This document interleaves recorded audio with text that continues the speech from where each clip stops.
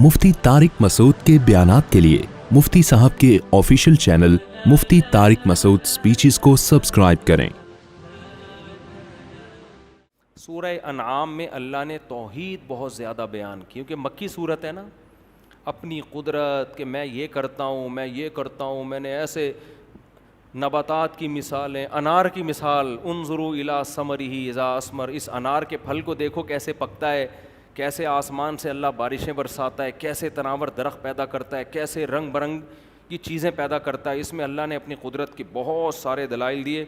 और एक दिलचस्प वाक़या, चूँकि कल एक हिंदू फैमिली मुसलमान हुई अल्हम्दुलिल्लाह, तरावी के बाद शायद अभी बयान में भी बैठे हुए हों, तो मियाँ बीवी बच्चे, MBBS पता है किसे कहते हैं?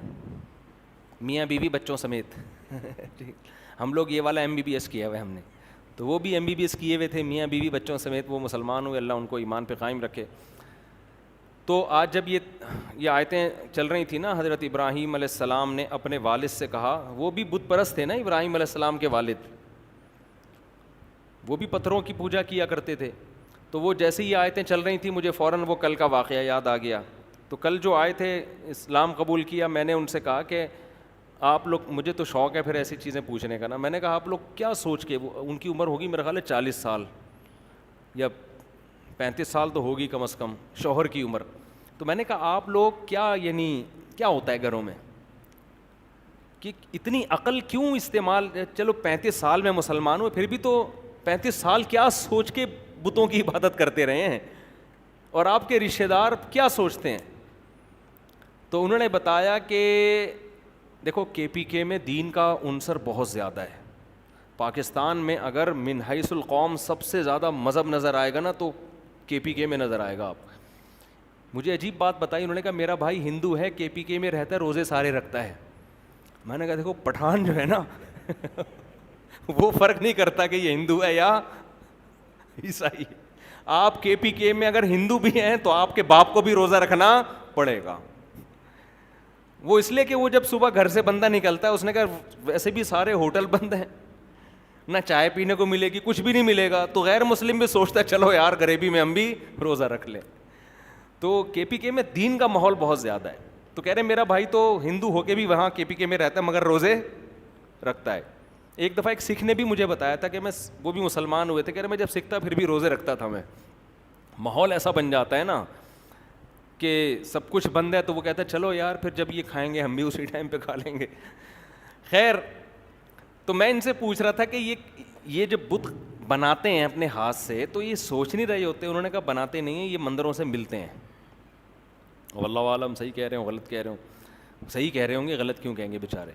ये मंदिरों से बने बनाए बोलो मिलते हैं। तो मंदिर से आप बने बनाए बुत लेके आते हैं, तो मुख्तलिफ़ उनकी वो चीज़ें होती हैं कि ये वाला बुत इस काम के लिए, ये वाला बुत इस काम के लिए, तो वग़ैरह वग़ैरह। अब क्या मैं उस पर ज़्यादा डिटेल जाऊँ, ठीक है ना। तो हिंदू लोग भी बयान सुन रहे होते हैं, फिर बोलते हैं यार ये क्या कर रहे हैं, किस किस्म की बातें कर रहे हैं। लेकिन बहरहाल मेरे भाई थोड़ा सा खोपड़ी से काम लो, थोड़ा सा अक़ल से काम लो। तो ये कहते हैं मुझे शुरू से ही ये चीज़ समझ में नहीं आती कि हम जिन चीज़ों को, जो पत्थर हैं, ये हमारी मदद कैसे करेंगे भाई। तो यही बात अल्लाह ने कुरान में ज़िक्र की है। इब्राहीम अलैहिस्सलाम ने अपने वालिद से कहा कि अतत्तखिदु असनामन आलिहा, आप पत्थरों के बुत बनाते हो, ख़ुद उनको अपना माबूद बनाते हो, ये तो खुली हुई गलती है। तो कैसा रिएक्शन हुआ बाप की तरफ से, ख़ानदान की तरफ से। आज बहुत से लोग कहते हैं लिबरल बनते हैं, लेकिन कोई ईसाई इस्लाम कबूल करता है, ख़ानदान की तरफ से धमकियाँ, और हिंदू इस्लाम कबूल करता है तो ख़ानदान की तरफ से सिर्फ धमकियाँ नहीं। ईसाई तो फिर भी थोड़े लिबरल हैं, कोई ईसाई इस्लाम कबूल करना चाहे इतनी रुकावट नहीं है। लेकिन पाकिस्तान में रहने वाले हिंदू जब इस्लाम कबूल करना चाहते हैं, उनके लिए बहुत बड़ी रुकावटें खड़ी होती, एक रुकावटों के एक पहाड़ होते हैं आगे, ख़ानदान वाले छोड़ते नहीं हैं इतने आराम से, तो ज़बरदस्ती मजबूर करते हैं उनको। तो कल मेरा ईमान बड़ा ताज़ा हुआ, इन्होंने बताया, अच्छा मेरा बयान भी साल भर से सुन रहे थे, तो इन्होंने बताया कि ये चीज़ मुझे कभी भी मेरी खोपड़ी में आई नहीं है। तो मैंने कहा गाय का गोश्त आप खाते थे? कहते हैं मैं शुरू से खाता हूँ गाय का गोश्त, क्योंकि जब मैं अपने पंडितों से पूछता था وہ کہتے تھے گائے کا گوشت مت کھاؤ, تو میں کہتا تھا بھائی کیوں نہیں کھائیں ہم, آج کل تو لاجک کا دور ہے نا, جب بکری کا بھی کھاتے ہیں مرغی کا بھی کھاتے ہیں تو گائے کا کیوں نہ کھائیں ہم, ٹھیک ہے نا, گائے نے کیا ایسی چیز ہے, تو یہ کہاں ہے کہ یہ ہماری ماں ہے یا یہ, میں اکثر ایک سوال پوچھتا ہوں نا, گائے اگر ماں ہے تو بیل پھر باپ ہونا چاہیے, کیا خیال ہے بھائی, پھر بیل باپ ہونا چاہیے, بھینس کا دودھ تو آج زیادہ پیا جا رہا ہے, وہ نانی ہونی چاہیے, تو یہ پڑھے لکھے, میں جو تمام ہندو لوگ ہیں ان سے محبت کے ساتھ ایک بات عرض کر رہا ہوں, دیکھو میں جھوٹ بول کر اپنے آپ کو مطمئن کر سکتا ہوں, آپ جھوٹ بول کر اپنے آپ کو مطمئن کر سکتے ہیں, بنانے والے کو ہم دھوکہ نہیں دے سکتے. یہ جو ہندو کل مسلمان ہوئے نا, کہہ رہے تھے کہ یار اسلام کا جو عقیدہ توحید ہے نا اتنا صاف ستھرا, اتنا واضح ہے, 2 اور 2 4 کی طرح, اس میں کوئی کنفیوژن نہیں ہے, سکون بھی کتنا ہے. قرآن نے بیان کیا, ضرب اللہ مثلا رجلا فیہ شرکاء متشاکسون, اللہ مثال دیتا ہے 2 آدمیوں کی, ایک وہ جس کے کئی آقا ہوں, یہ زیادہ خوشی میں ہوگا سکون میں, یا جس کا صرف ایک آقا ہو, سکون کس میں ہے؟ تو ایک کو معبود بنانے میں سکون ہے بھائی, ہمارا ہر مسئلہ ایک اللہ ہی پورا کرے گا.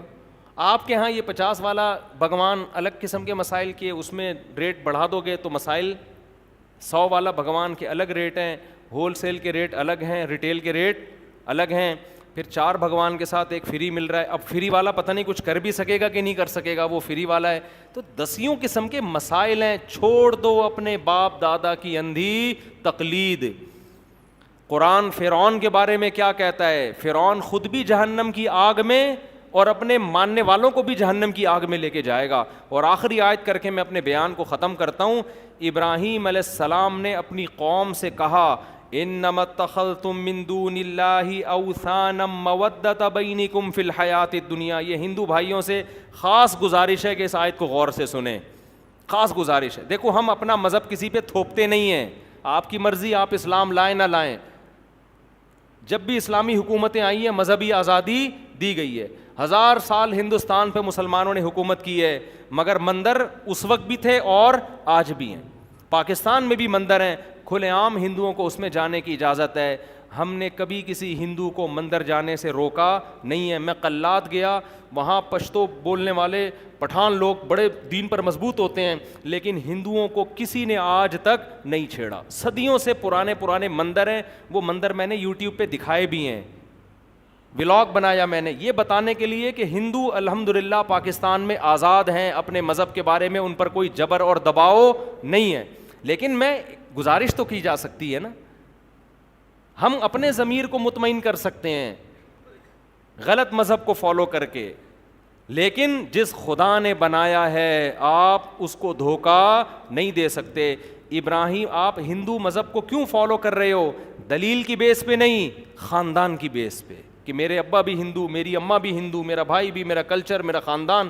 اس کے بارے میں قرآن کے الفاظ کیا ہیں کہ ابراہیم علیہ السلام نے کہا, اے میری قوم, آج تم میری مخالفت کر رہے ہو مودۃ بینکم, آپس کی رشتہ داری کی وجہ سے. آپس کی, خاندان ایک ہے, قبیلہ ایک ہے, سبوں نے بھگوان بنائے ہوئے ہیں, اس بیس پر میری دعوت تمہاری سمجھ میں نہیں آ رہی. میں چیخ کے تھک گیا کہ یہ پتھر کے بنے ہوئے بت ہیں, بھائی ویڈیو نہ بنائیں. میں چیخ کے تھک گیا کہ یہ پتھر کے بنے ہوئے بت ہیں, یہ تمہارا کام نہیں بنا سکتے, یہ تو خود تمہارے بنائے ہوئے ہیں, یہ تو کریٹڈ ہیں. گاڈ کریٹڈ تھوڑی ہوتا ہے, گاڈ تو کریٹر ہوتا ہے, اس کو کسی نے نہیں بنایا ہوتا. یہ تو بنے ہوئے ہیں, ان سے زیادہ اچھے تو ہم ہیں.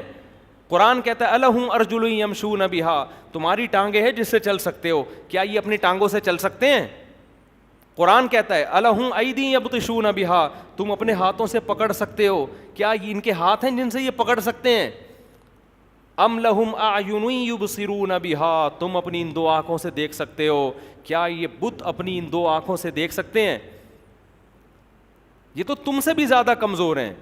تو ابراہیم علیہ السلام نے کیا کہا کہ دلیل سے تمہیں میری بات سمجھ میں آ رہی ہے, لیکن تم اپنی خاندانی پرمپرا اور خاندانی تعلق کی بیس پر کیا کر رہے ہو؟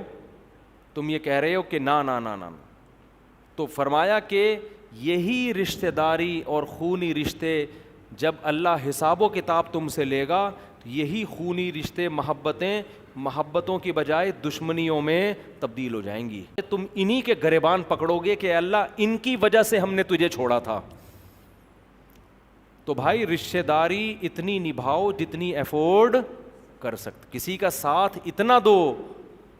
آپ نے کیا کیا, ایک اشتہاری مجرم کو گھر میں پناہ دے دی, اس کی وجہ سے آپ بھی کیس میں آ گئے, چوڑے میں آ گئے.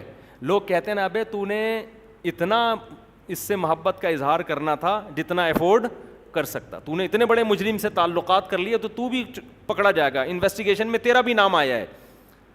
تو آپ اپنے باپ دادا, اپنی ماں, اپنی بہن, اپنے رشتوں کی وجہ سے ان پتھروں کے سامنے جھک رہے ہو, تو یہی چیز قیامت کے دن دشمنی کا ذریعہ بنے گی. اور ایک دوسرے پر الزام دھرو گے, اے اللہ ان کی وجہ سے ہم نے ان پتھروں کو. قرآن کہہ رہا ہے انکم وما تعبدون من دون اللہ حسب جہنم, تمہیں ان پتھروں کے بنی ہوئی مورتیوں کے ساتھ اللہ جہنم کی آگ میں ڈالے گا.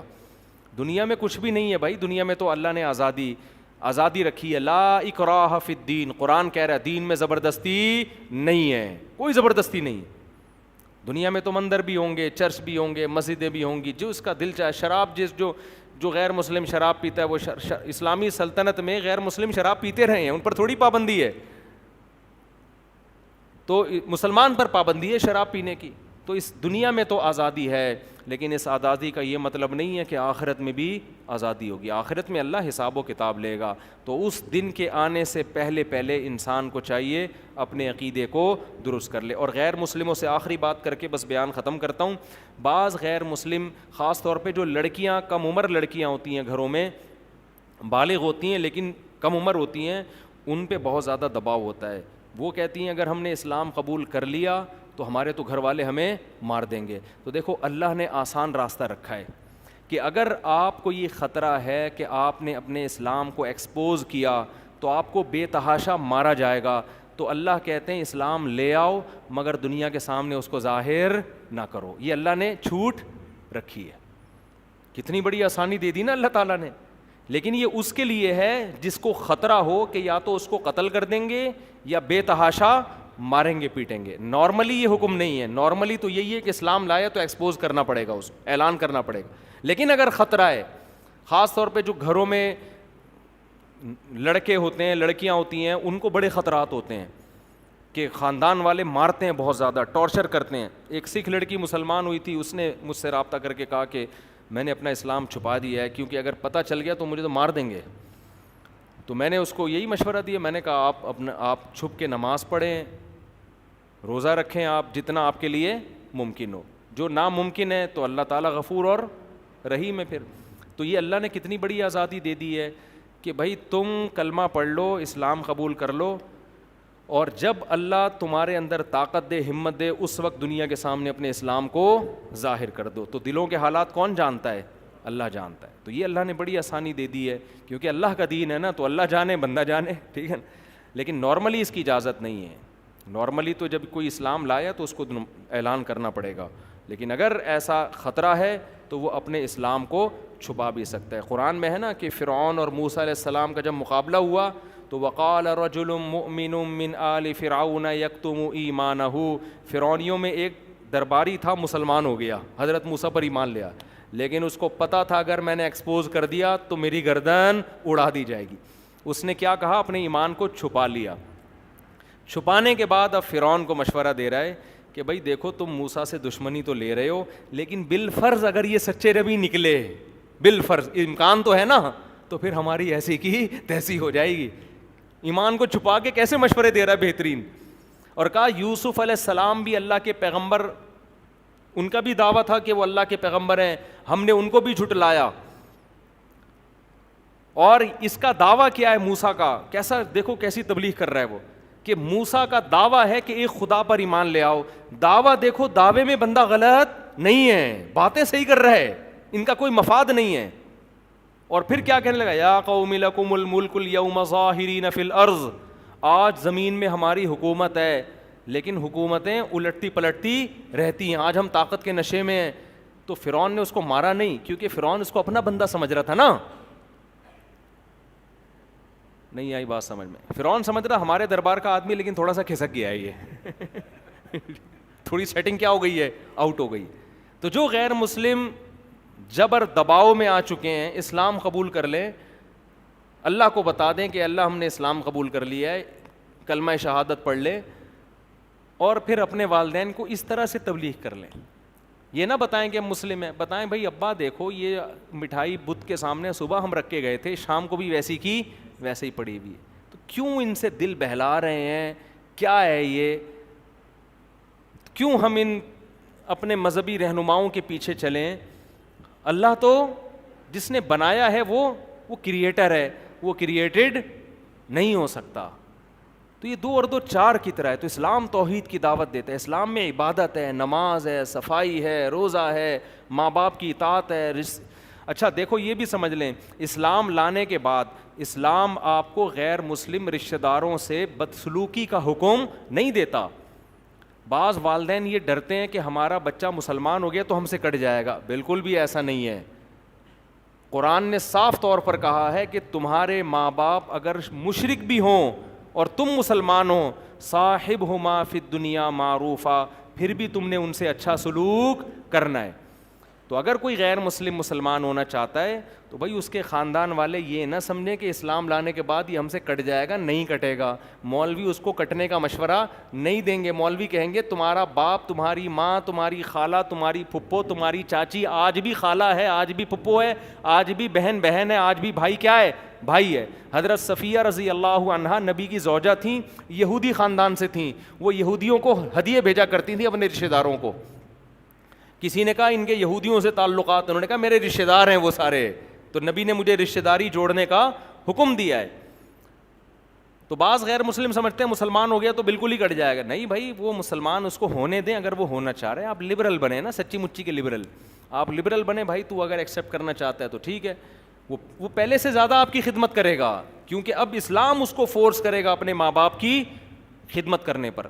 تو اللہ کرے یہ بات سمجھ میں آ جائے تو اچھا ہے, نہیں آئے تو اللہ میاں قیامت میں خود ہی سمجھا دیں گے. پھر کیا خیال ہے, لیکن پھر اس وقت سمجھنے کا ٹائم مارکیٹ سے شارٹ ہو چکا ہوگا. ابھی مارکیٹ میں اللہ نے سمجھنے کا دماغ بھی رکھا ہے اور سمجھنے کا ٹائم بھی دیا ہے. موت کے بعد سمجھنے کا دماغ تو ہوگا, سمجھنے کے لیے مہلت نہیں ملے گی. اللہ عمل کی توفیق عطا فرمائے. سبحانک اللہم و بحمدک نشہد ان لا الہ الا انت نستغفرک و نتوب الیک.